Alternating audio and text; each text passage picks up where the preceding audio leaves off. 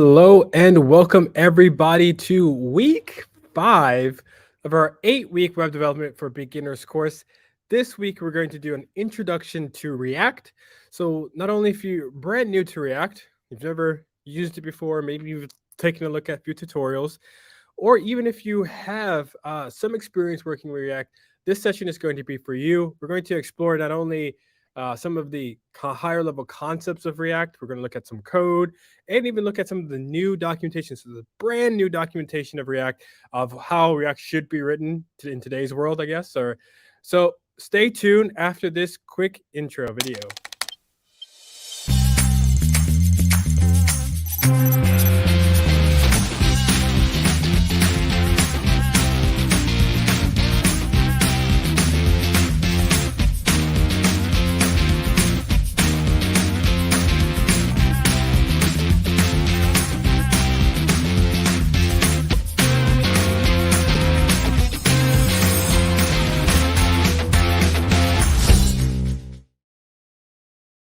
Welcome back, everyone. So I posed a question in the chat just to see where everyone's joining from and what their experience is with React. Like I said, this is going to be an introduction.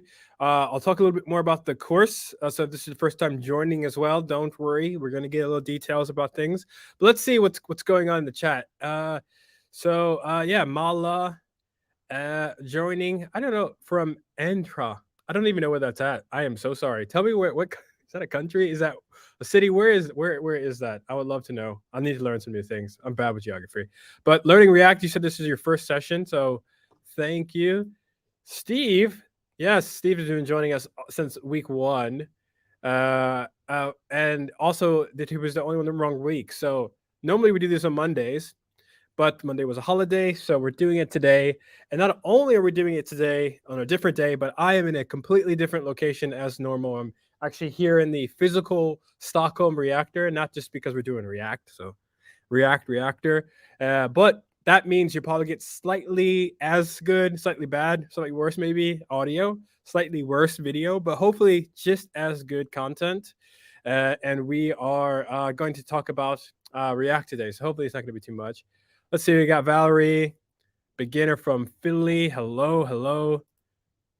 Texas. I don't know why I say. I grew up in Texas, so I should say definitely better. US beginner, thank you. Yeah, sorry everyone if you were waiting for Mondays. Muhammad was also looking for that. Cool. Did we find out where did we say? So Shani, beginner of React, cool. And okay, now this is it. So if you have not learned anything today, if you don't learn anything, Andhra, I think I'm really butchering it. Part of South India. Nice. So now I know. I've learned something today. We can shut down the stream. No, just joking. Cynthia, Kansas City Metro. Thank you, everyone. Raj, new to React. So it looks like everyone's kind of beginner level React, which is great because it's going to be a great introduction. And like I said, it's going to be a reintroduction for some people as well because React recently released some new documentation. There was some new opinions on how React should be written, and I'm going to teach to those new documentation and not like what I thought it was going to be, or I mean, what it used to be, how React was written. So this will hopefully be some new for most people, even if you have some React experience. So I'm gonna try to do this as quick as possible. Like I said, this is week 5, and every week, even if you joined before, I put people through this whole presentation because it might be your first time joining us, and you need to know where you're joining at. So someone who can time me. Hopefully, I can get this done in like 30 seconds to a minute. I want to do this intro to the course. So let's see. Hopefully, this slide's working. Yeah. So about this course, I'm going to talk about this week's topic, and then I always say next steps, but next steps is just to continue working, doing web development. So one thing we need to know is that I will share resources. I will talk about resources. I'm going to share some code. I'm going to talk about other courses, things like that. Do not stress about where things are. You can try to look into my browser for the link or something like that, because it's all going to be found here. I'm going to put this in the chat, and I will share that periodically throughout the time here. But that's where you will find all the links about this course and the resources I'm going to share and talk about today. So about this course. So again, this is going to be like the quick 30 seconds, hopefully not to put anyone through any more boring of talking about the course. But it's 8 weeks. We are on week 5. No worries if you're not. If this is your first time joining, maybe you know all week 1 through 4. But we've been through a journey so far, everyone. So week 1, we did some programming tools and how resources. So just generally setting up our environment, our dev environment, to do all the great work that we're going to do throughout this whole 8 weeks. Then we looked at week 2, JavaScript, so data types, functions, and methods. So you're going to see some of that stuff all in today's lesson, but with React. And that's how I really like React. Big fan of it because you can still use a lot of the JavaScript that we learned. It's not throwing it away. We're not learning a whole nother language. So we looked at data types, functions, and how to build them. Week 3, we looked at making decisions in JavaScript. It's a weird name, but basically all we did was look at if statements, ternary operators, things like that to make decisions on whether what should we show users or how the logic, working with the logic in an application. Week 4, we did arrays, loops, and APIs, which is a weird combo in some people's eyes. But we looked at how to get data from an API and then get that back. And then we looked at arrays and loops because they're super helpful for taking that data and showing it to the user or editing that data or working with it. So that was last week's lesson. It was the halfway mark, week 4. And week 5 is the most exciting week, I think, for me, because I like React, I like teaching React. And it's probably going to be the most exciting for you as well, because this is when we're really going to start building things people can see. The other 4 weeks basically was to console.log. Great, we see something working. But week 5 is really React. We're going to really build some front ends and throughout. So, and then week 6 and 7, we're going to get deeper into React. So stay tuned for those things. We're going to talk about working with data. I'm going to talk about data as an API, data from a user, data from a database, data everywhere in React. And then week 8, we're going to do some styling, Tailwind CSS. I am the worst CSS developer known to man, so it'll be interesting to see how we go with that one. So hopefully everyone's there, but we're going to do this in a couple of different ways. So we have continued learning. Essentially, these are Microsoft Learn modules that kind of tie to what we are talking about. So we have one that's called, I think it's like an introduction to React or something like that. So I have the link in that page. Another thing we do is we build together. So I have made this lovely page. Where can I find it? So yeah, this is the main page I've been linking to, which is the resources page. You'll see week 5, the recording, which is like the future recording, but basically a link to the stream now. So if you're here, you don't need to worry. But if you're seeing this later on, this is where the recording is. The lesson, which is what we're talking about later on, which is the Microsoft Learn. And then I'm going to talk about the React documentary. I don't know if anyone's seen it. Let me know if you've seen the React documentary on YouTube. And if not, there's a link to it. I'm gonna talk about it later on, but let me know. And then the new, brand spanking new official React docs that we'll be referencing today. So that's all going to be in your week 5 link package.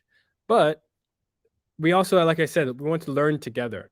And I've made this lovely little forum page, I guess you can call it, even though forum seems kind of old, but where you can basically learn or matchmake with other learners here. So I've made this little quick template: your name, experience level, your location, time zone, and where can people find you. It's if you have LinkedIn, Twitter, Telegram, whatever, so other people can find you and maybe build together, learn together. And we've made it to 2 pages, everyone. I think the next post, if I'm not mistaken, might get us to 3 pages. So I'm super happy for all of you to post. The last 2 people who posted a couple days ago. So Michael or Michal, I believe.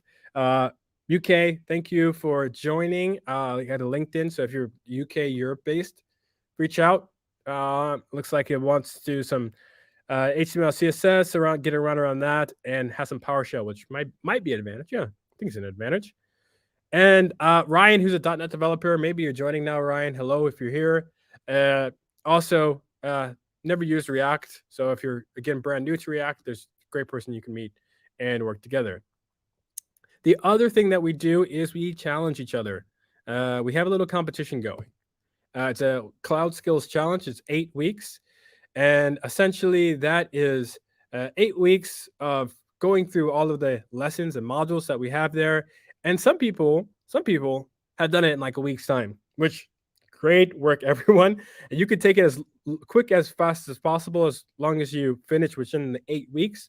But I want to give a shout out to everyone who's done so far.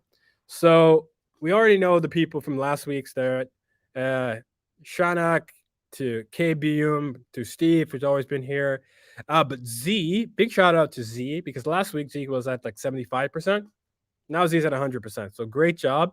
And we have some new competition, new competitors, which is a few people: Georges, Christian B, Deej Graph. I think you were at 75% last time as well.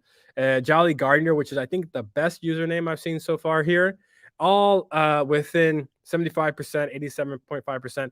And last week we had like 50% here. So everyone that's made this leaderboard list is now like at 62.5. So great work, everyone. And again, don't stress if you haven't joined us because there is still time. You can just go to this page, which is linked here, the Web Development Challenge, and you go here. You've got 18 days, which is plenty of time. 5 hours, 46 minutes, and 35 seconds left to complete that. So that's enough about this course. I don't know how long that took. I don't know if anyone was timing, but I try to get that into a minute there. So about this week, we're going to look at React. We're going to look at it in a couple different ways. I'm going to look at like some of the main concepts of React because I think that's the best way to start learning. And then they'll have code snips in there. And then if we have enough time, I'll look at the complete project or the application that I built that kind of connects all those code snippets. But yes, yes, cool. Yeah, CSS dev can't style. Yeah, beep. Cool. Yeah. Hey, Waleed. I love the Rocket Rose. I think that's like Team Rocket from Pokemon. This is a very Pokemon theme lessons. Cool. That's the alluding to what we're going to learn today. So, introduction to React. This gets exciting. So the first question I want to talk about is why React? Like, why do we even use React? Why was it made? Why do we have something like that? Kind of a little bit of what React is. But the first thing I think about when I think about React, and maybe that's a little bit where the name's coming from, is reactive web pages. And reactive web pages, like, we're very used to if we have like our phones. I'm going to bring my iPhone here. Like we have these apps and they're really great. They, you click on an app, doesn't do any like page loading or anything like that. We can always do, click on it, opens up a new screen, new thing. We like don't have to like go to another website to do something. At least the best apps don't have to do that. So it's really reactive.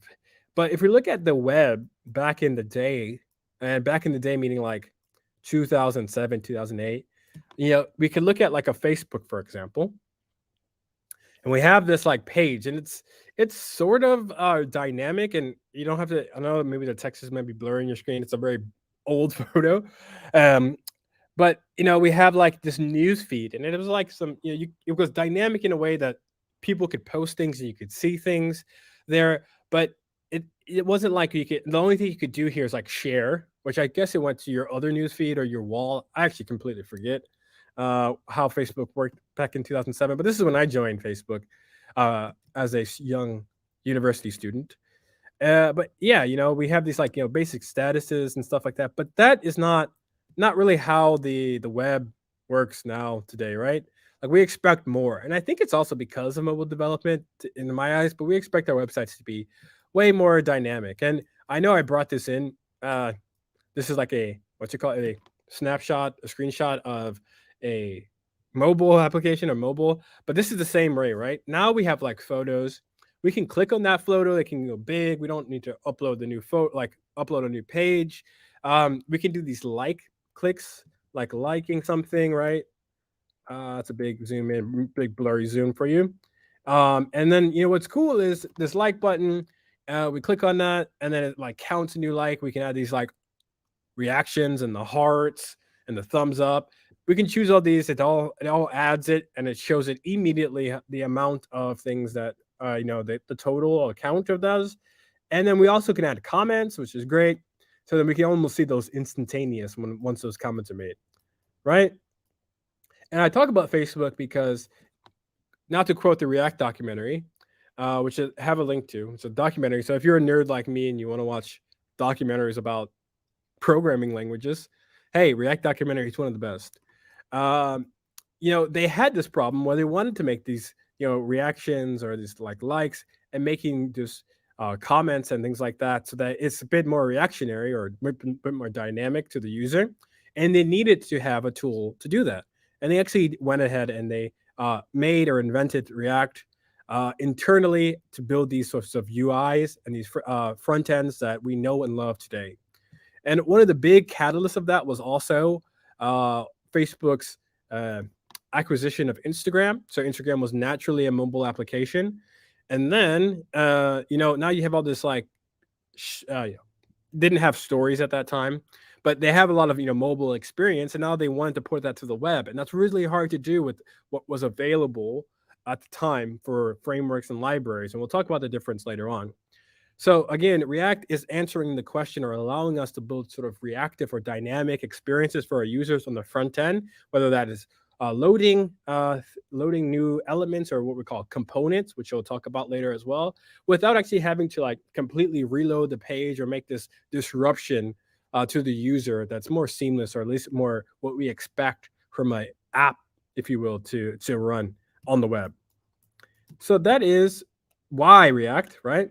So what is React? Well, React is a JavaScript library.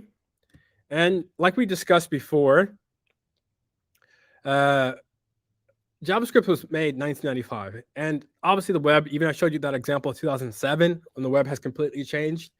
The way users expect things to work, the way we build websites is quite different. So there's these libraries out there that basically add extensions or new features to the JavaScript language, or a new way to sort of build JavaScript applications. But when I started doing web development, we basically only had, not only have, but the most popular one was jQuery, which let me know if you've ever done any jQuery in the chat. Like, if you ever, I think if you Google generally some like JavaScript examples, I think W3 School still has like amazing SEO, and almost time it's like always jQuery. So I know whenever someone shows me jQuery code, they're probably out from W3 School. So shout out to W3 Schools for a great resource. But there's tons of these libraries, and there's a bit of a meme, a bit of a joke in the world of front end development, because there's so many libraries and so many things to learn that like, oh, these things they're popular one day and they're not so popular the other. So this is another thing that you kind of have to adapt to. I think React has been, as far as like the popularity, has grown quite a bit and been pretty stable. But that has to say, in like 2 years' time, you're gonna see me talk about Astro or these other tools that are out here, because maybe they're not direct competitors, but there might be growing in popularity. But learning React right now is a great time, and it's a great investment because it'll at least you'll at least learn how to do web development the right way. There's a couple of these other ones. So D3.js, this is Charts.js. So these both do like data visualization, but these fall under JavaScript libraries. And let me see. Let me see if anyone's done. So yeah, Steve, you've done, of course, Steve, you've done some jQuery. Cynthia, yeah. Hey, jQuery was great. jQuery was great. Some Monty, some jQuery. So yeah, I see some, and then Ajax. Yeah, that's another one. Ajax was supposed to be like the future, and it had a moment. It had its moment, but not anymore. Burgess does some jQuery. So we all been there. We all know at least not all of us, but most of us has some experience with what the wild world of web. So cool. And but so a lot of people say, oh, JavaScript libraries, and they use this other thing called JavaScript frameworks, and they use it almost interchangeably. Like, oh, this is a framework and library. But there's actually a difference between them. So these are some frameworks that are out there. Vue, you might have used. Svelte. I saw somebody asking me about versus Angular.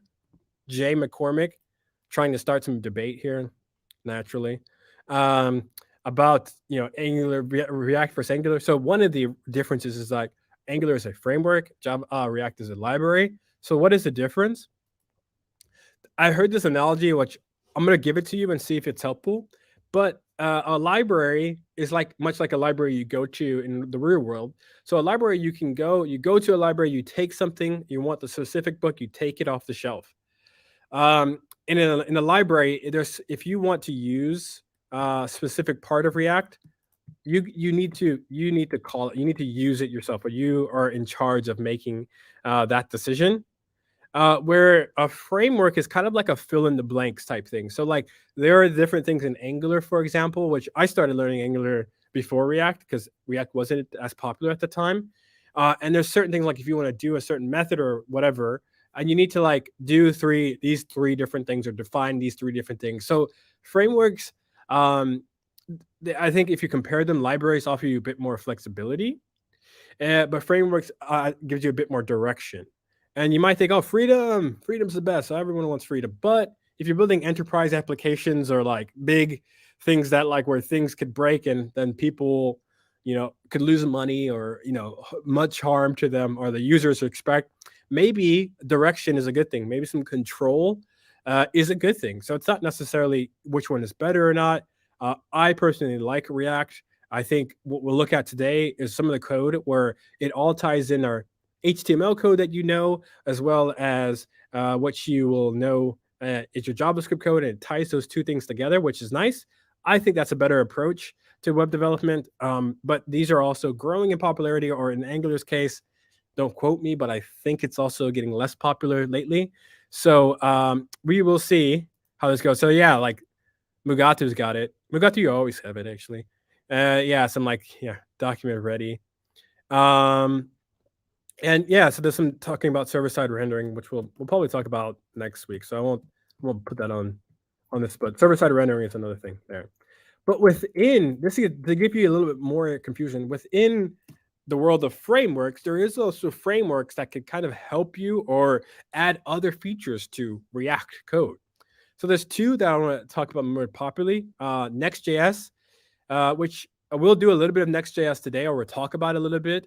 But that also has some optimization specifically around deployment, or like when we have our applications out there. It's made by a company called Vercel. It's growing a lot in popularity, and if you want to, become a web developer professionally, if you're not one already, I think there's a lot of focus on using Next.js or having experience with Next.js, because if you're building something that's being used by multiple users, Next.js is like kind of right now the obvious choice. There's some other things going, and that might take over, but Next.js, great thing to learn. So definitely look more into that later on. React Native, I talked to you about web applications or mobile applications. And with React, obviously you can open up a web browser in your phone and use your React app, but that doesn't give you what we call a native experience. I mean, that means like, an app that looks like something you got from the App Store or Google Play Store, right? Those are native applications, and React Native allows you to use React. So something you learn and build native applications. There's some differences because obviously the user experience and views and screens and stuff like that is different to a web application. But React Native, if you want to actually build some native web applications, native mobile applications, and allowing you to use one code base to use, iOS and Android. React Native does that, and you can also make TV apps, which I just saw in the documentation, which I didn't know that. So you can make TV apps with React Native, like smart TV apps. So not to even more confuse you, there are also like different tools and libraries or frameworks again that help you specifically with React, which we'll probably cover some of them. But there's Redux. So that's this little purple lovely logo here.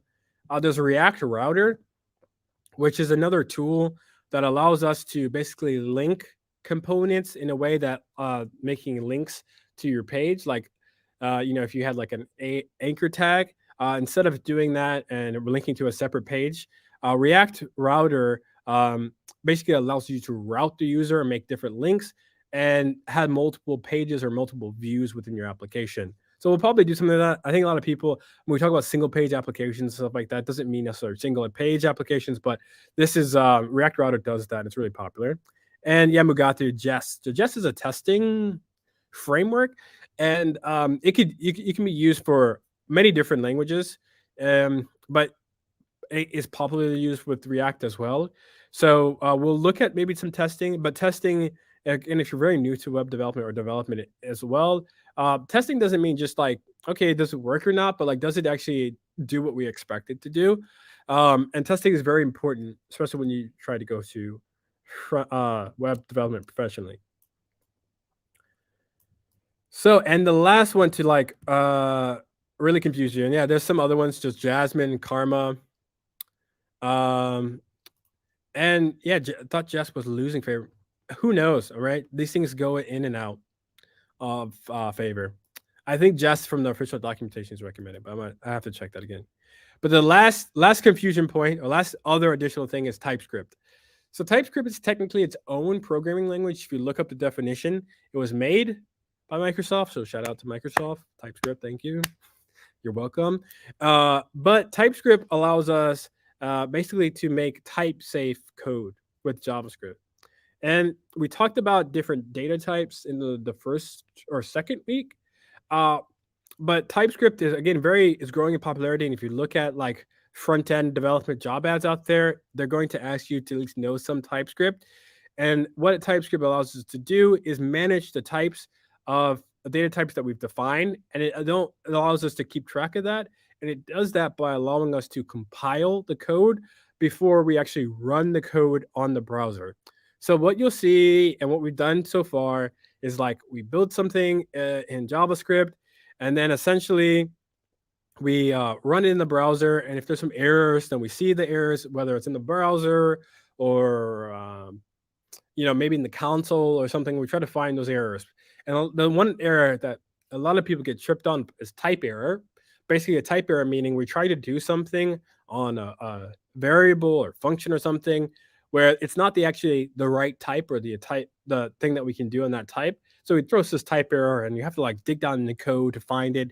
And it causes a lot of frustration for web developers. So we made this TypeScript where we allow us to check the type and report back to the user or the developer, basically saying, "Oh, you've done this, but this is not the right type."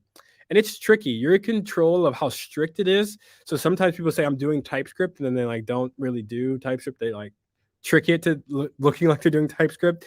We won't cover that. I do have a TypeScript series on this channel, this Microsoft Reactor channel, but we won't go really into depth with TypeScript. But it's something that, again, if you want to expand your web development knowledge and front end specifically, TypeScript is definitely where to go. And it's again, a subset or built on type of JavaScript, so it actually compiles into JavaScript at the end of the day, and you can actually see that with that. But we're here to talk about React, not TypeScript. So cool. And I see a lot of good comments in the chat about TypeScript. A lot of talk about what it is. So cool. So we're going to talk about React now. And the first thing I want to talk about React, the main component, is JSX. So JSX is the way that React is run, or the way that React is written.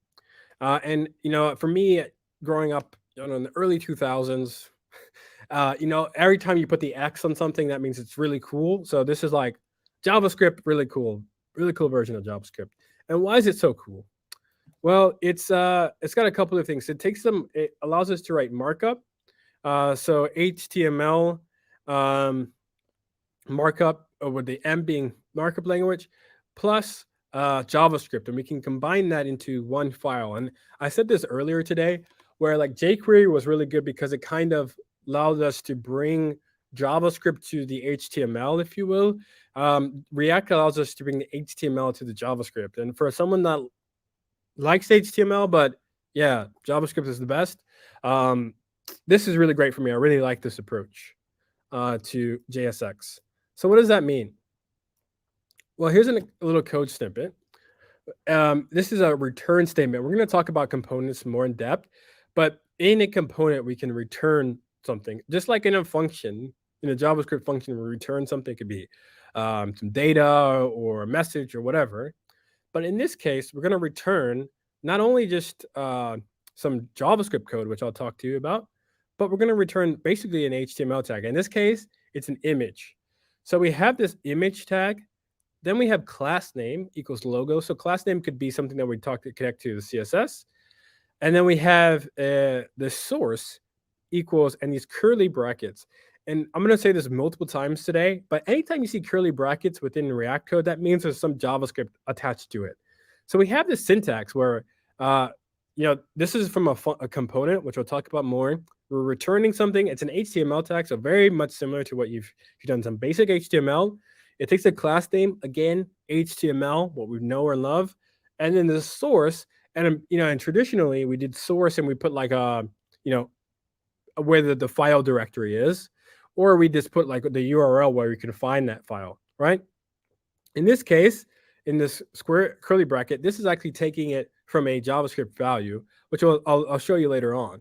But then again, this is JSX happening, right? This is JavaScript and HTML or markup in kind of one file. And what I really like about this is we can do a couple of things. We can do very familiar things that we talked about in today's last week's courses, basically all within this JSX syntax. So we have this if statement, for example. We did some if statements, right? So let's say we have this thing, right? Let class, so a variable called class, and then we have an if. So if is beginner. So let's say if this is a beginner course, then content equals this basically this like HTML looking tag. It's not HTML, it's a component, which I'll go way more in depth about. But this component, and this should be let content, for instance, not class, but let content be intro to actually this component, right? Or else, let's say it's not a beginner course, then we have this advanced React. And these two components, we'll talk about more, but they could be linked to a whole bunch of HTML and React code, basically. And basically we're saying, okay, which code should we show people? And we use an if statement, which is the JavaScript, the if statements that we talked about, week 3. Same thing. And then we return some HTML, some JSX, basically where it's a div tag. And then again, curly brackets, the content. And the content, again, is the JavaScript, this JavaScript variable here that we called content. And yeah, so it should be let content. I said that, but good eye, fashion media. So let content and content, so not class, but or this could be class, whatever one. But good point. So that is if statements, right? This is all that we can do arrays with JSX. So we have this products. Let's say we're selling some Pokemon or whatever. We were doing that last week. We used Pokemon API. And then we have this array of objects. So they have an ID, they have a name, they have a type. And let's say instead, we call this one Pokemon instead. We have this like Pokemon list that we want to show. And it's going to map over that array of objects, Pokemon. And let's make each Pokemon a list item. And so the list item, so a key, so each key. So in a list, we like to have keys so we can identify exactly which element is in the list item. We can do that. And then we can also say, okay, Pokemon name, Pokemon type. And that is going to return us not only the JavaScript values, which is here, the name, the type, but in a list item, which is the structure of HTML code. Again, so this is, again, JSX kind of working in the background, and then we return an unordered list, curly brackets, the Pokemon list, which is that variable. So this is JSX working in action using, again, stuff that you've probably are aware of or like list items maybe. But then again, incorporating them into the JavaScript values that we have. We can do events. We haven't talked about events much, and we're going to talk about it more next week. But we have a function, let's say catch Pokemon, and then we want to like handle the click. So whenever there's a button, for example, that they click on that, they throw the Pokeball, and they're really great Pokemon masters. So then they throw the Pokeball, which is a button, and then we alert them that they've caught the Pokemon.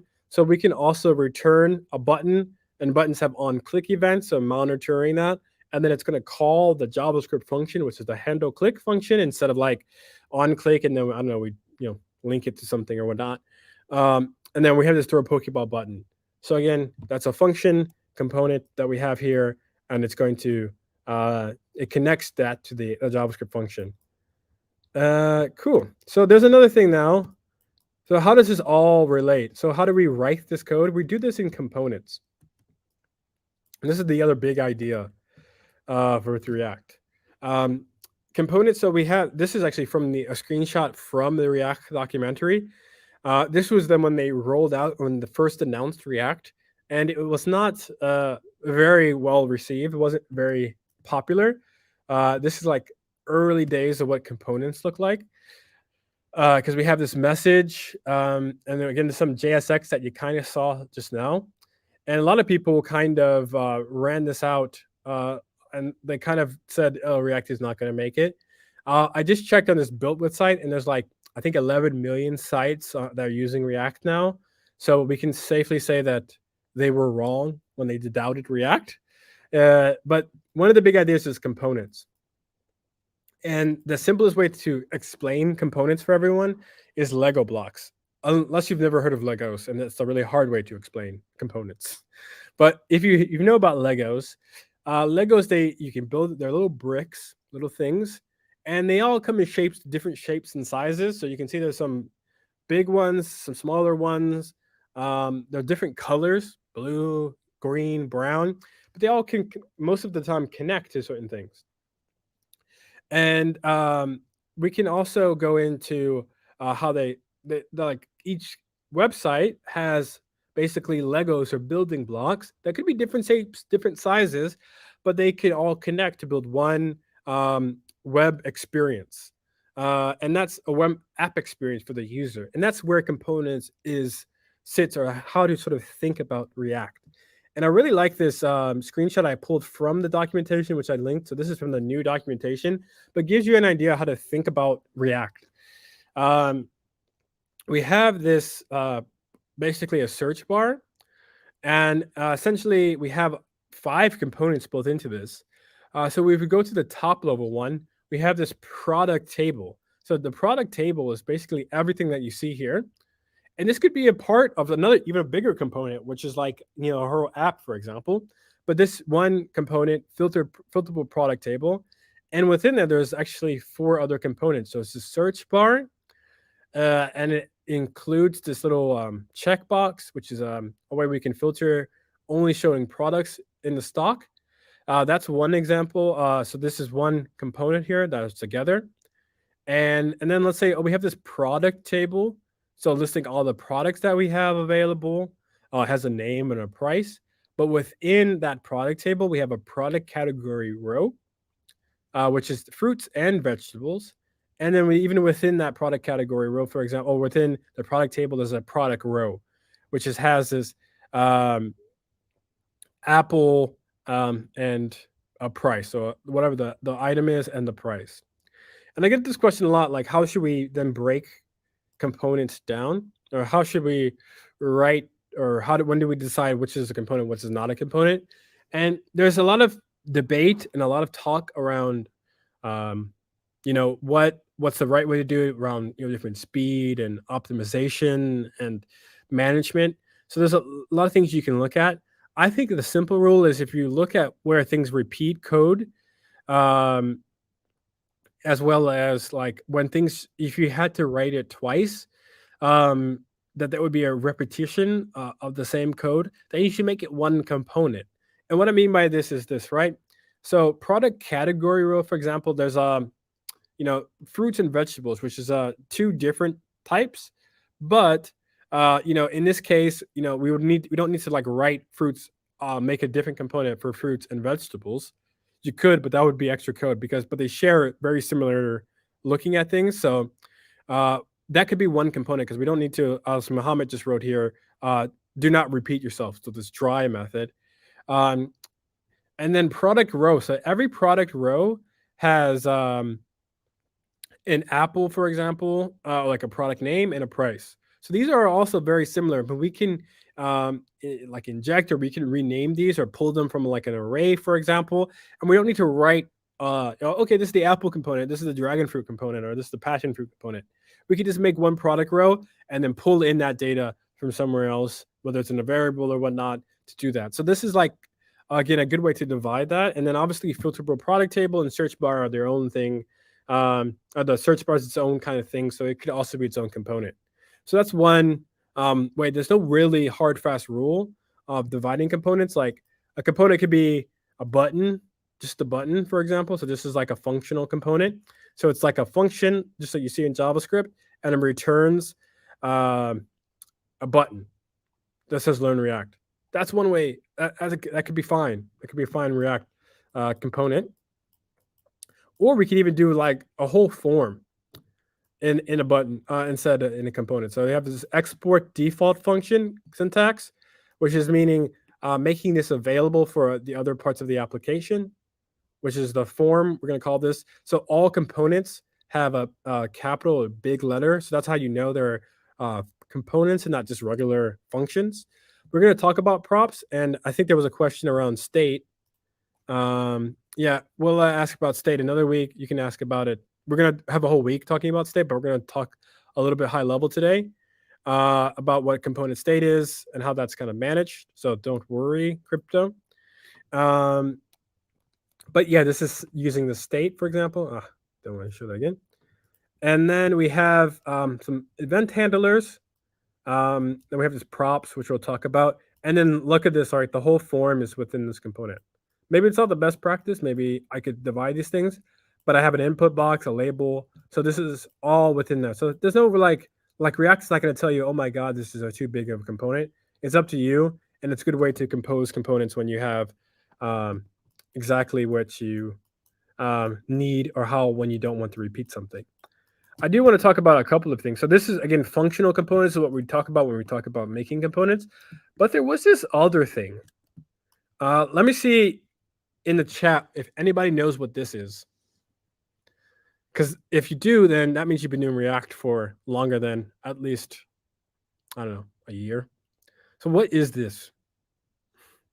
This is a quiz. Now I'm going to look at some of the chat as well. Let's see.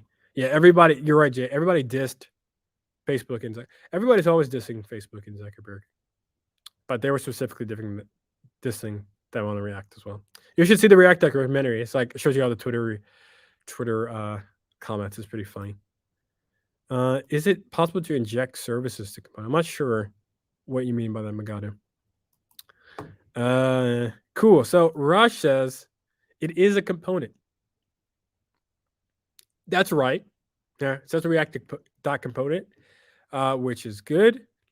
Mala has asked if it's a stateful component, which is it has no, what, not really.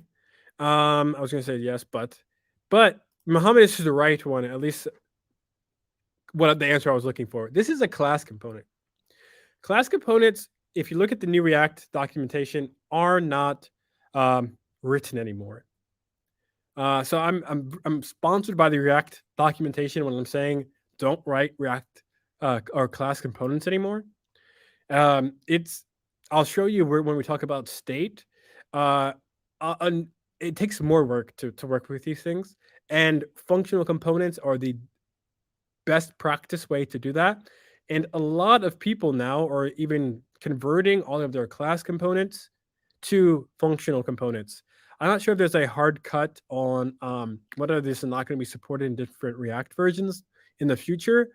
But if you ever see a class component and you're looking at like a tutorial or a learning resource, turn that into a functional component. Ignore whatever that person has said. I'm going to say that now and write this in a functional component way, which is, again, what as a functional, we'll go in more detail here. But, this is a functional component. So, and also, yeah, this is a good point, Mohammed. Yes, it's good to know that class components exist. Yeah, but if you're running new class components, not a good idea. Not a good idea. And one thing what I personally didn't like about class components is we had to have these lifecycle methods, and basically components. When we talk about them, we talk about rendering components. We talk about showing them to the user, and we had to do all of these different lifecycle methods. Like, okay, constructor is when the initial component gets rendered, and you have to like set things. And then we had these other like lifecycle methods, like component did mount, component did update. These are all things that were like it needed to method, or you could do something with them. You could like change the component. So like one of the things I was always talking about, like if you do like API request, maybe do it in the component did mount, or checking if it mounted to the DOM, so showing to the user. And this is not needed anymore, and it's a much easier to do what we call state, which is the best and most preferred method now for doing this. And then we have this importing and exporting components. So how do we actually use them? I thought I had a code example here, but I don't. But using components is basically using, we can use like this or nesting them or showing them. We use this syntax, which I showed you earlier. So learn React is actually a component. This export default, I don't exactly know why like the default keyword is meaning. Export is meaning we're making this available. And then like, yeah, the function, the first app is the actual component name, but within that, we're actually nesting another component, which is learn React, which is the in this H1, which is let's learning React, and it's showing whatever learn React, that whatever that code is. So this is again a good way of writing function components, and this is how you sort of embed them in there. I will talk about importing them later on. I'll show you the code base. And then we're going to talk about root components later on, but that's going to be for when we look at the whole code base. So the other two concepts that I want to talk about is state, which is the next one. But I'll look at the chat. Let's see what's going on here. So yeah, as Mohammed said, class components. Is there functional components are simply functions as opposed to classes, which is very true. So classes is not inherently in JavaScript. It's something we added. There's other languages that have them. So we kind of were making a lot of more work than needed to be. Yeah. And yeah, so using function components, great. So the next concept is state. And state is really about handling updates to our application. So like I said, like, clicking the like button, putting the reaction face, the heart, all of these things is updating. Or let's say we want to count something. So like, let's say we want to count the amount of Pokemon that is caught. So every time somebody clicks on, throws the Pokeball and we catch the Pokemon, we want to update that count of that. And instead of having to like reload the page or get it from somewhere else, we can manage just using what we call state. And a state is basically the way or the how data lives within our application. So there's a ways that we define this. So first thing we actually have to do when we want to use state is import it. So you will always see this import curly brackets use state. So that's just taking this is the first time you've seen an import statement. This is saying just take that use state part of the module, which is React, because I want to use that or reference to call it. And then I have this function which is catch Pokemon, and then I have const count. Set state, so this is an array, and then I have this equals use state 0, and there's three different things going on here. So count is always going to be the current state. So current state meaning if I ever want to say like console.log count, I will know exactly how much Pokemon I have caught currently. Then we also need to have what I call like the state changer, which is the set count. So this, anytime we want to update the count, we do set count. We call the set count. Let's look way more in depth later on in this course. We use the set count to update the count. It's an updating kind of thing.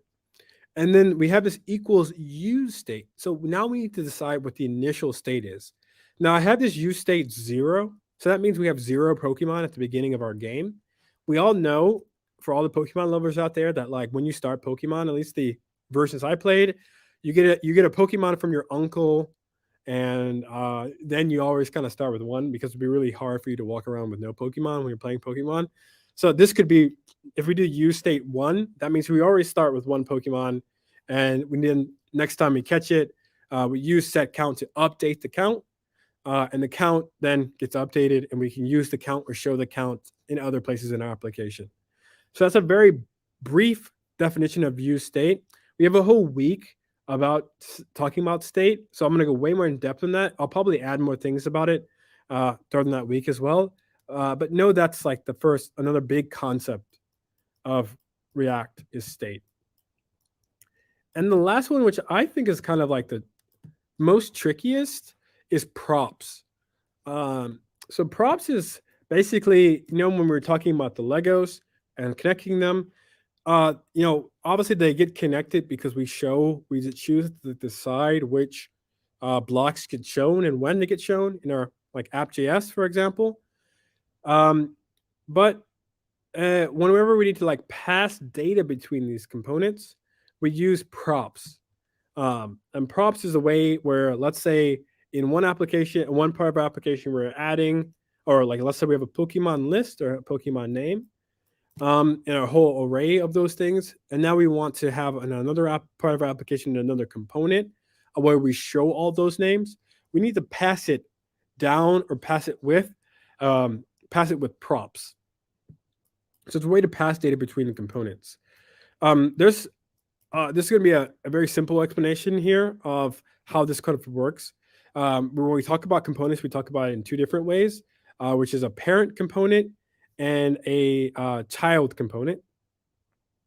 So parent components, in a simple way, parent components have data. And they can pass this data to a child component, and then child components get the data.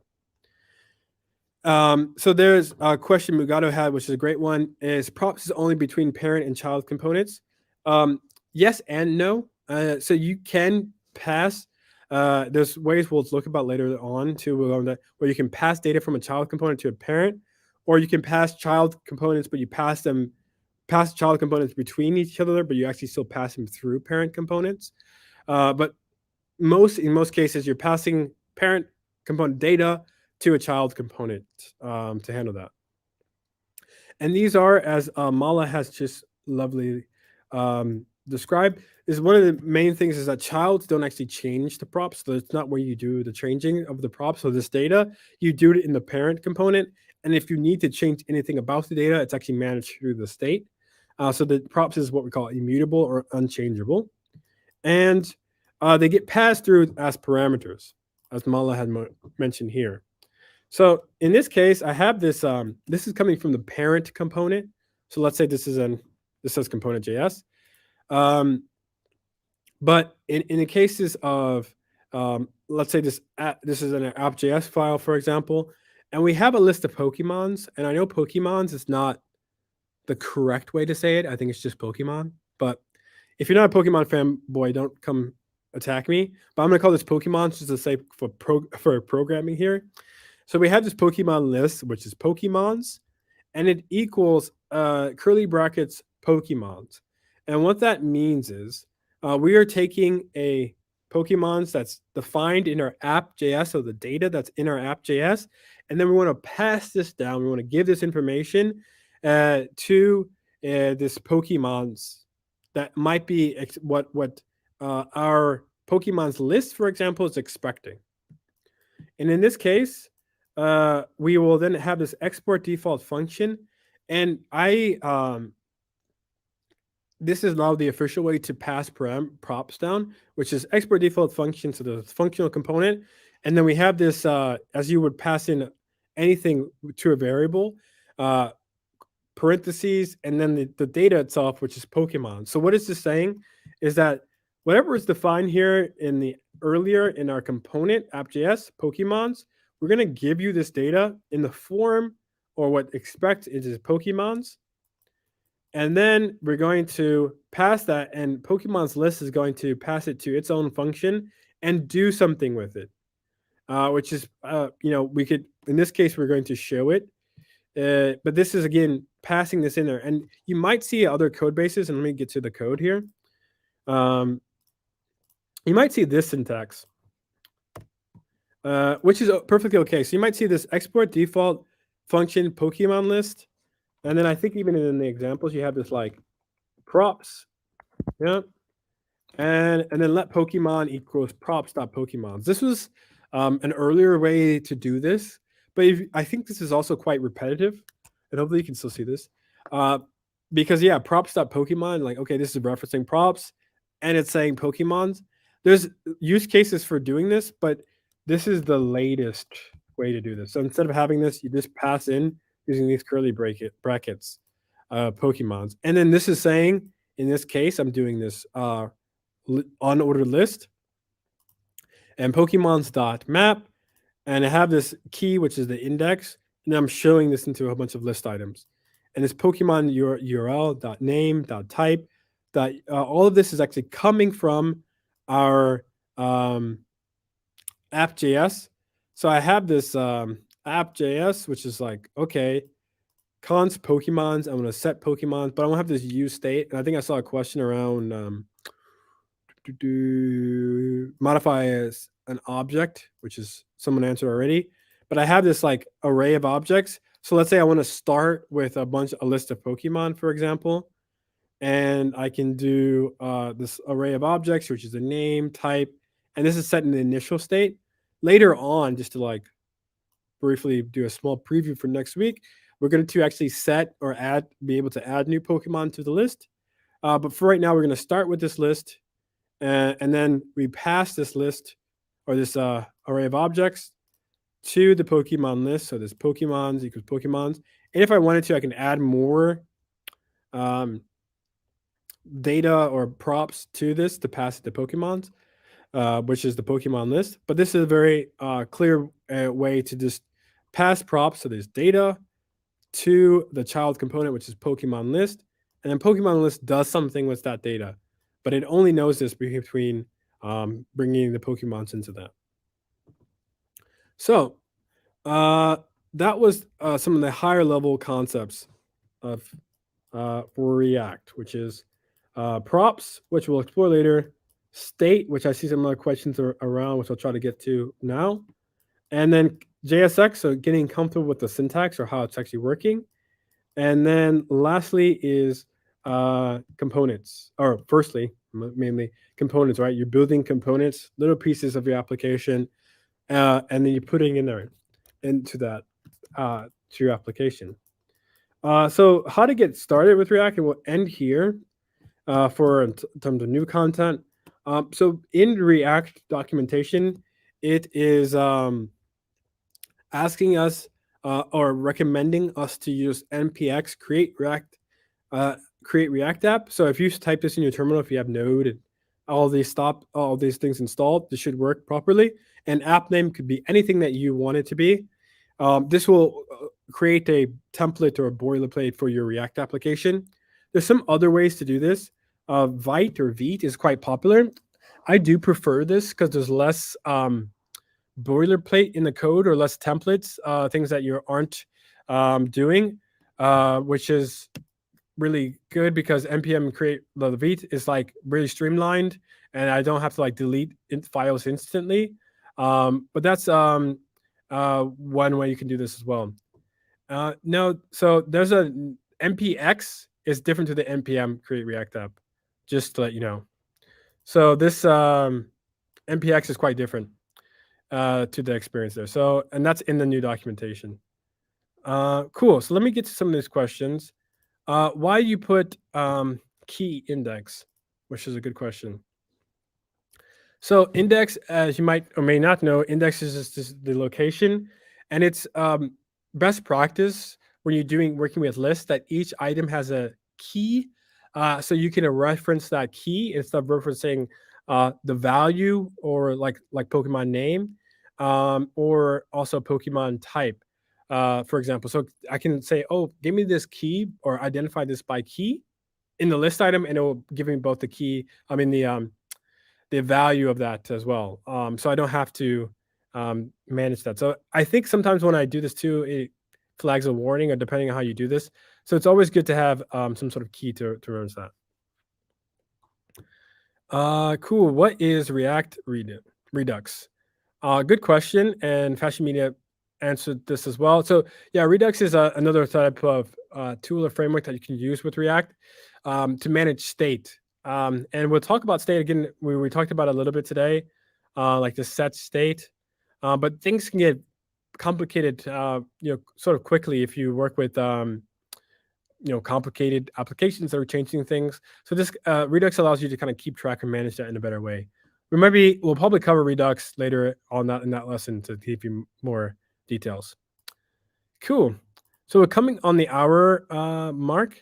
Let me see if there's any other questions, but I'll leave you with that. So again, this is again a higher level conversation, but we're going to go way more into depth and explore React because this will be the rest of the course, the rest of the weeks.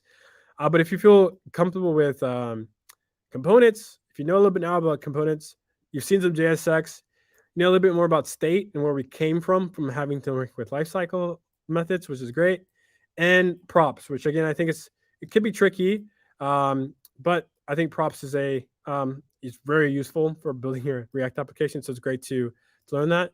And then now you can go ahead and start setting up your React apps, building components, which I think is the kind of next challenge for you. Should we use React Vite or Redux to start? So use a Vite, yeah, or npx create React app, which is Next.js React app for that. Cool. Yeah, I mean, I recommend it, Vite, but the documentation at least has Vite. I don't think it has Vite, so npx is another way you can do that. Depends on your preference. You should develop a project based. So I do actually have a little project for React and TypeScript. Maybe I'll show it last week or something. But we have some videos on that. But thank you all for joining. You could be anywhere on the internet, but you were here with us. I hope there was informative, something you learned. If you knew some React, and of course, if you've never seen any React, hopefully you learned something. But I'll catch you next week. We're going to talk about data. We're going to talk about taking data from a user, which is super important, right? We want to make our applications reactive or interactive. We're going to talk about taking data from an API, so taking that Pokemon data, and then also data maybe from a database. So databases are quite important when you're building real-world applications. So that will also all be there for you to learn and build with React. So thank you, everyone. Yeah, Tucson Tech. Thank you, Crypto. You're so international. And see you next week.